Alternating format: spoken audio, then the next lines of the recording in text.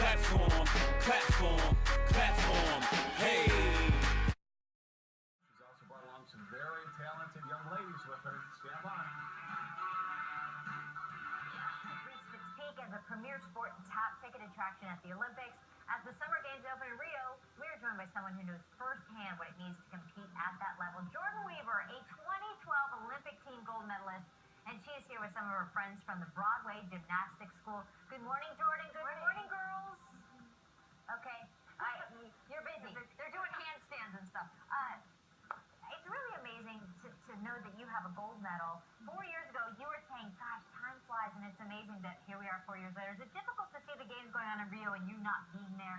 It's just a little weird. I mean, I remember being in their position 4 years ago and getting ready to compete in London, and just to have everything happening again 4 years later, but kind of be on the other side of the sport.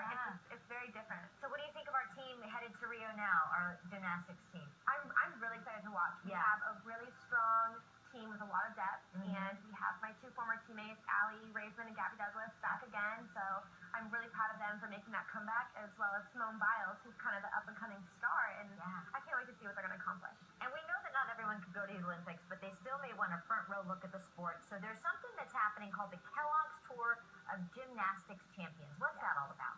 So the Kellogg's Tour is something that we do after the Olympics. We travel around to a bunch of cities across the U.S. and perform a show that all of our fans can come see. And it's a really dynamic performance of gymnastics and acrobatics, trampoline, and you get to see all your favorite gymnasts that competed at the Olympics. That's an awesome thing. So we know these athletes, you guys, are so strong.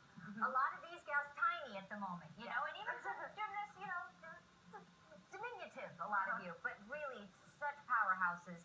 So we're going to show some of these groups behind us here, and you're going to tell us what they're doing. We're going to start with flexibility, Jordyn. Right. So tell us more about that. This group right here is working on flexibility, which is something that you have to develop at a really young age. Okay. It prevents a lot of injuries. It gets the girls warmed up for them to practice these bigger skills. And is that learned, or is that something you're born with, flexibility? It's a little bit of both. For me personally, I was never naturally flexible. I had to work extra hard on it and spend a lot of extra time just stretching in the splits. It's amazing. Our second group is doing what they call strength training. Yes. So these girls are working on their strength. They have to be able to lift their bodies using just their arms, just their legs. And like I said, that's another component of gymnastics. You have to be really, really strong in order to not get injured, in order to perform all these big, amazing skills. It's so impressive because for those of you at home, myself included, you can't even do a cartwheel. When you see something like that, it really makes you realize just how skilled you gals are. So our third group, speaking of skills, is just that. Skills or acro. Is that short for acrobatic? Yes, it is.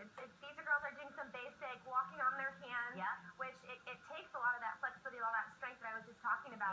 And that's kind of the next step in working up your way in gymnastics.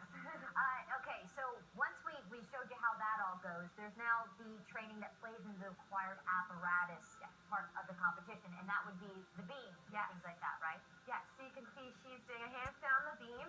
Wow. And once you get to that level, you develop all these skills, the strength and flexibility.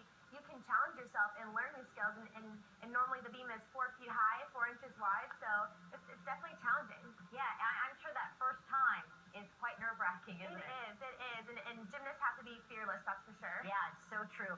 We know, okay, our first group we showed, and then our second group, what are they up to? Yeah, so we have some other girls over here doing pirouettes, practicing things on the floor that they're going to need later on to do the uneven bars. So there's kind of, you know, like I said, all these different components of gymnastics that a lot of people on TV don't realize. It takes a lot of these extra details and skills that they need. It's just amazing. Okay, how many of you want to go to the Olympics? Raise your hand. Well, Jordyn, it was so great to talk to a gold medalist here in our studio. Thanks so much for coming in. The Kellogg's Tour of Gymnastics Champions makes a stop at Staples Center with 2 shows on September 24th. Tickets on sale now at access.com, axs.com. Thanks so much. This was really fun. Thank you, girls.